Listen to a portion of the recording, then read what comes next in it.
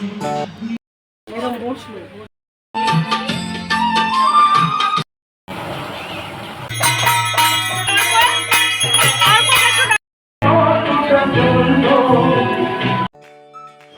বন্ধুরা, good morning. আশা করছি সকলে ভালো আছো, সুস্থ আছো। মিঠুর ঘরকন্যার নতুন একটা ব্লগে তোমাদের সকলকে স্বাগত। আজ হলো অক্ষয় তৃতীয়া।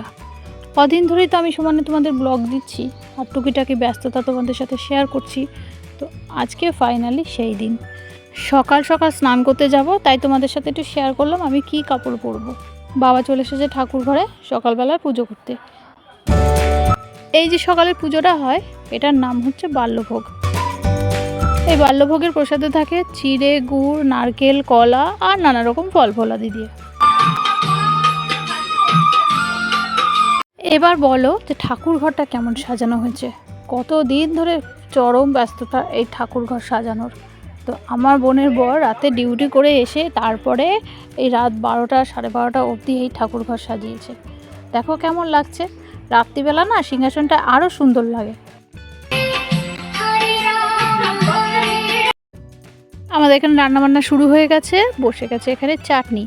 এই যে অক্ষয় তৃতীয়ার অনুষ্ঠানটা, এটা কিন্তু আজকের নয়, যখন থেকে আমি ছোট ছিলাম তখন থেকেই দেখে আসছি এই অনুষ্ঠানটা। আগে তো আরও বড় করে হতো, মানে আমার ঠাকুরদাদা যখন বেঁচে ছিল তখন আমাদের বাড়ি সারা রাত ধরে কীর্তন হতো, তাও আবার হ্যাজাকের আলো। সন্ধ্যের পর সিঙ্গেল ফেজ হয়ে যেত, একদম আলো কম। আর দাদুর কাছে ছিল একটা হ্যাজাক, তো হ্যাজাকটা জ্বালিয়ে দিত আর সারা রাত ধরে কীর্তন হতো। তখন দিনগুলো কেমন ছিল, এত ডিজিটালের যুগও ছিল না, আর টিভি ছিল একটা সাদা কালো। এই সন্ধ্যাবেলা খবর হতো, তারপর আর লোকে কী করবে। তখন আমাদের এখানকার মতো গ্রামাঞ্চলের মানুষগুলো গান বাজনা এইসব নিয়ে তারা খুব ভালো থাকতো, খুব আনন্দ করতো এইসব জিনিস নিয়ে। বাল্যভোগের পুজো হয়ে গেছে, এখানে মা প্রসাদ দেবে। বোনের পায়ে একটা কাঁটা ঢুকেছে, সেটাই দেখাচ্ছে। এখানে অল্প কজন এসেছে, গান করছে। আর দেখো আমি এই শাড়িটা আজকে পরেছি। বাইরে তো রান্না হচ্ছে, এখানেও পায়েসটা বসিয়ে দিয়েছে। এখানে চলে এসেছে কীর্তনের দল, সবাই মিলে এখন গান করবে। আর এখন থেকে একদম ভোগ আরতি অবধি এই গান চলবে। আজকে না প্রচণ্ড গরম। অক্ষয় তৃতীয়া, অক্ষয় মানে হলো যা কোনোদিন ফুরিয়ে যায় না বা শেষ হয় না। এই দিন যদি আমরা কোনো পুজো করি বা ভালো কাজ করি বা কাউকে কিছু দান করি, তো সারা জীবন তার ফল অক্ষয় হয়ে থাকবে।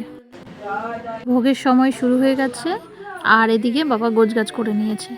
এইখানে ভোগ দেওয়া হবে। এই অক্ষয় তৃতীয়া নিয়ে আরও কিন্তু গল্প আছে। মহাভারতের সময় পাণ্ডবরা যখন বনে ছিলেন, তখন তাদের ঘরে খাবারের খুব কষ্ট ছিল, তাদের একদমই খাবার ছিল না। অথচ প্রতিদিন যে কত অতিথি আসতেন, দ্রৌপদী খুব চিন্তা করে যেতেন কি খেতে দেবে সবাইকে। অতিথি হচ্ছে নারায়ণ, তাদেরকে তার অভুক্ত রাখতে পারেন না। তো দ্রৌপদীর এই চিন্তার কথা কিন্তু জানতে পারলেন শ্রীকৃষ্ণ, তিনি তো অন্তর্যামী। তো তখন এই ভগবান শ্রীকৃষ্ণ তাকে একটা অক্ষয় পাত্র দিয়েছিলেন। সেই থালা বা পাত্রের গুণ এমন ছিল, যতক্ষণ না পর্যন্ত দ্রৌপদী নিজে খেয়ে শেষ করছেন, ততক্ষণ ওই পাত্রের খাবার কোনো দিন ফুরাতো না। তা সবাইকে পেট ভরেও খাওয়ানো যেত। তার ফলে যতদিন পাণ্ডবরা বনে ছিল, কোনো দিন তাদের কিন্তু অন্ন জলের কোনো অসুবিধা হয়নি।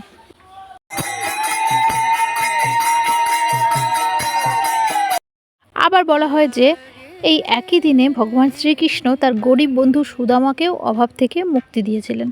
আবার মা অন্নপূর্ণারও জন্ম হয়েছিল আজকের এই শুভ তিথিতে। তাই আমরা হিন্দুরা বিশ্বাস করি, আজকের দিনে ভক্তি ভরে পূজা করলে বা নতুন কাজ শুরু করলে মা লক্ষ্মী আর মা অন্নপূর্ণার কৃপায় আমাদের ঘরে অভাব কোনো দিন থাকবে না, ভাড়ার থাকবে সব সময় পূর্ণ। আগে যখন আমাদের বাড়ি অক্ষয় তৃতীয়া হতো, মানে অনেক আগের কথা বলছি, যখন আমার দাদু বেঁচে ছিল, তখন আমাদের বাড়ির যে নারায়ণ শিলা, তাকে নিয়ে যাওয়া হতো গঙ্গায়। আর সেখানে তাকে ছেড়ে দেওয়া হতো মাঝ গঙ্গায়। তখন আমার বাবা একদিকে সাঁতারে যেত, আমার কাকু যেত, দাদু যেত, ওই নারায়ণ শিলার সঙ্গেই যেত সাঁতারে। আর পাড়ার যেখান থেকে পারতো সবাই জলের মধ্যে ঝুপঝুপ করে নেমে পড়ে চলতো। আর গঙ্গায় ছিল তখন তীব্র স্রোত। এই স্রোতের সঙ্গে নারায়ণ শিলা কিন্তু কোথাও যেত না, সে একবার ওপারে চলে যেত, আবার এক স্রোতে আবার ঠিক আমরা যেখানে থাকতাম, মানে যেখান থেকে তাকে পাঠানো হয়েছিল, তিনি আবার সেখানেই ফিরে আসতেন। তারপরে তো চলতো, আমি তো আগেই বললাম, আগে আমাদের বাড়ি সারা রাত কীর্তন হতো। সকালবেলা চলতো সেই নারায়ণ শিলাকে সঙ্গে করে নিয়ে নগর পরিক্রমা। তখনকার দিনগুলো কিন্তু মানুষের উৎসাহ ছিল অনেক। এখন যদিও বা তোমার কাছে টাকা থাকে, কিন্তু মানুষের উৎসাহ অনেক কমে গেছে।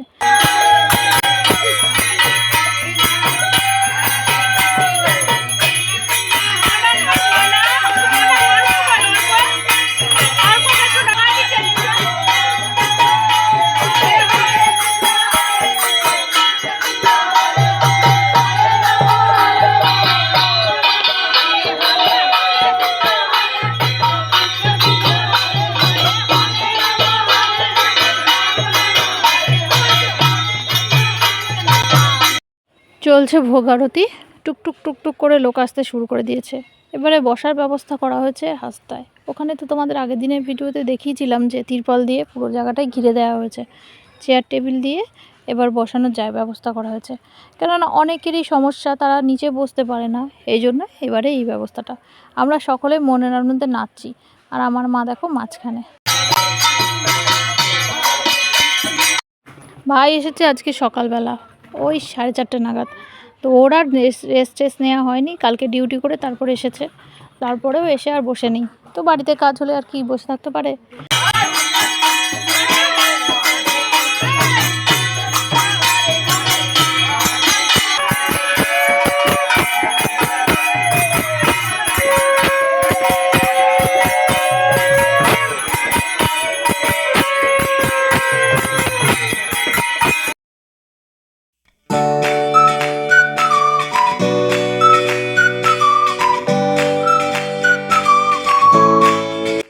অবস্থা দেখো, কোন মেয়েকে যে কোথায় হারিয়ে ফেলছি খুঁজে পাচ্ছি না। দুষ্টুকে তো এখানে নিয়ে এসেছি, কিন্তু বড়টাকে আবার খুঁজে পাচ্ছি না। ডেকে ডেকে নিয়ে আসলাম। ঘড়িতে এখন 2:45 বাজে। ভোগারতি প্রায় শেষের দিকে। এই গান হয়ে গেলেই ব্যাস, তারপরে লোককে বসিয়ে দেওয়া হবে। আমার বড় পিসি ছিল অসুস্থ, অনেক বছর পর এবার অক্ষয় তৃতীয়ায় বড় পিসি এসেছে। আমার বড় মামিও ছিল অসুস্থ, বেশ কিছুদিন আগে হসপিটালে ভর্তি ছিল, তো বড় মামিও এসেছে। এখানে ব্যাচ বসে গেছে, দেখো এখানে চেয়ার টেবিল পাতাতে কত সুবিধা হয়েছে। সবাই যে বসে পড়েছে, যার যার কোমরে ব্যথা, মাজায় ব্যথা, কোনো সমস্যাই হয়নি। আর পরিবেশন করার জন্য অনেক সহজ হয়ে গেছে এখন। ও তোমাদেরকে তো বলা হয়নি, বাড়িতেও কিন্তু কিছু লোক বসেছে। ওই যারা তখন কীর্তন করছিল তারা সকলেই বাড়িতে বসেছে।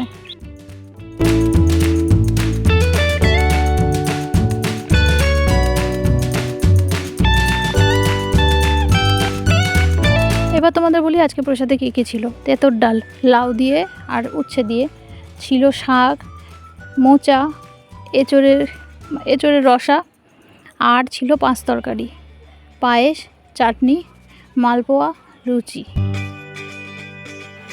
এই হলো আমার বড় পিসি, এখানে বসে বসে গল্প করছে সবার সাথে।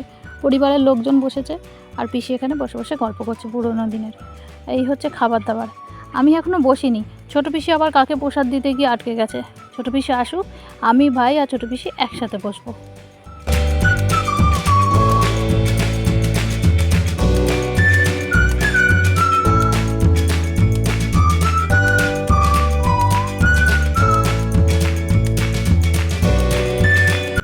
দেখেছো তো অবস্থা, খেতে খেতে তার ঘাম ঝরিয়ে গেছে। আসলে আজকে প্রচণ্ড গরম পড়েছে। আমি তো আজকে 2বার চান করেছি, রাত্রিবেলা আবার করবো।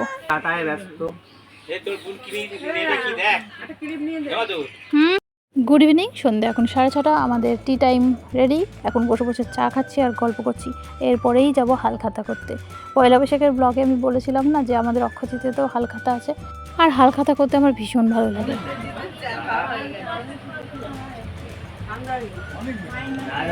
রেডি হয়ে গেছি হালখাতা করতে যাওয়ার জন্য। আর এই যে কুর্তিটা পরেছি, এটা আমাকে ভাই দিয়েছে। এখন স্টেশনে যাচ্ছি। কি হাওয়া গো, কি সুন্দর হাওয়া, আর লোকজন পুরো ভর্তি, সবাই বেরিয়েছে হালখাতা করতে। ও ভাই অক্ষয় তৃতীয়ার জন্য আমাদের সবার জন্য ড্রেস নিয়ে এসছে। আমার 2 মেয়ের জন্য, আমার জন্য, আমার বোনের জন্য, আমাদের অর্কর জন্য। এই দেখো এই দোকানটায় আমরা যাব। দেখি সামনে মনে হয় শরবতের কিছু স্টল টল বসেছে। আগে তো হালখাতা করিনি, তারপরে দেখছি।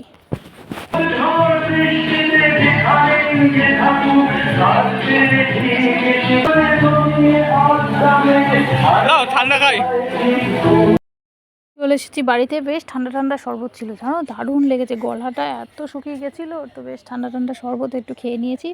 আর এখন চলে এসেছি বাড়িতে। কতগুলো প্যাকেট দেখো, এটা আমার। চলো দেখা যাক কী আছে।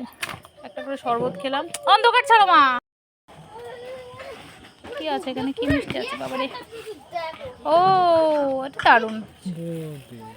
বোঁদে, এটা হচ্ছে বোঁদে আর হচ্ছে একটা নিমকি। এটা ভালো, দারুণ। এবার এটা ভালো দিয়েছে। এই ছিল আজকে সারাদিনের ব্লগ। তোমাদের কেমন লেগেছে জানিও কিন্তু কমেন্টে। যদি ভালো লাগে একটা লাইক করো, কমেন্ট করো আর চ্যানেলটাকে অবশ্যই সাবস্ক্রাইব করো। টাটা।